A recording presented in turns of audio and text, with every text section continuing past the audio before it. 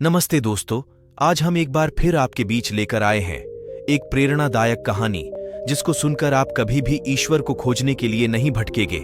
अगर स्टोरी आपको अच्छी लगे तो नीचे कमेंट करके जरूर बताएं। तो चलिए शुरू करते हैं आज की कहानी।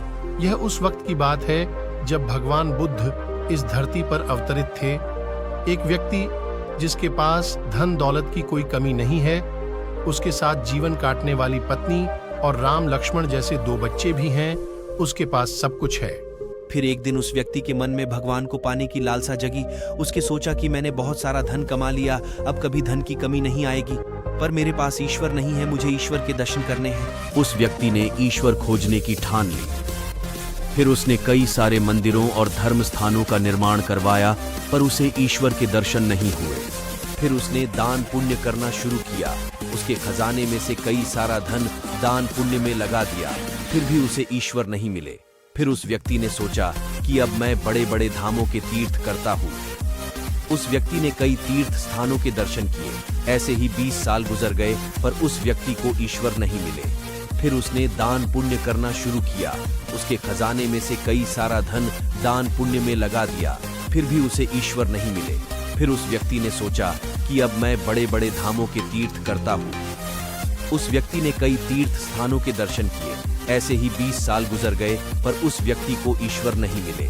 भगवान को पाने की कोशिश करते करते वो इंसान थक गया और आखिरकार वो एक दिन महात्मा बुद्ध के पास गया और कहने लगा कि महात्मा, मैं 20 साल से ईश्वर को खोज रहा हूँ, पर मुझे ईश्वर कहीं भी नहीं मिले। क्या आप मुझे ईश्वर पाने का कोई मार्ग दिखा सकते हैं? उस व्यक्ति की बातें सुनकर महात्मा बुद्ध उससे पूछते लगे कि सुनो बालक, ईश्वर खोजना कोई बड़ी बात नहीं है, वह तो बड़ी आसानी से मिल जाते हैं। अच्छा, तुम ये बताओ कि ईश्वर को खोजने के लिए तुमने क्या किया और कहाँ खोजा? वह व्यक्ति बुद्ध को पूरी बात बताता है कि मैंने कई सारे मंदिरों और धर्म स्थानों का निर्माण किया, दान पुण्य किया और कई सारे तीर्थ स्थानों के दर्शन किए, फिर भी मुझे ईश्वर नहीं मिले। महात्मा बुद्ध उसकी बातें सुनकर हंस पड़े और कहा, ठीक है, तुम्हें ईश्वर के दर्शन करने हैं ना? तुम शाम के वक्त मेरे पास आ जाना, तुम्हें ईश्वर मिल जाएंगे। वो सज्जन खुश होकर चला गया कि मुझे आज ईश्वर के दर्शन होंगे। फिर कुछ देर बाद संध्या होने को आई, पर महात्मा बुद्ध संध्या होने से पहले कुछ ढूंढने लगते हैं। शिष्य ने आकर पूछा कि गुरुजी, आप क्या ढूंढ रहे हैं? महात्मा बुद्ध ने बताया कि मेरे पास एक कीमती मोती था, परंतु वो कीमती मोती खो गया है, उसे ही ढूंढ रहा हूँ। महात्मा बुद्ध की बात सुनकर शिष्य भी उस मोती को ढूंढने में लग गए। सभी मोती को ढूंढ ही रहे थे कि इतने में वह व्यक्ति भी वहां पहुंच गया। उसने देखा कि कुटिया के बाहर महात्मा बुद्ध और उनके शिष्य कुछ ढूंढ रहे हैं। उस व्यक्ति ने बुद्ध के पास जाकर पूछा कि गुरुजी, आप सब क्या ढूंढ रहे हैं? महात्मा बुद्ध ने बताया कि मेरा कीमती मोती खो गया है, उसे ही ढूंढ रहे हैं। यह सुनकर वो व्यक्ति भी उस खोए हुए मोती को पूरी लगन से ढूंढने लगा। ढूंढते ढूंढते रात होने को आई, पर मोती नहीं मिला। वह व्यक्ति परेशान हो गया।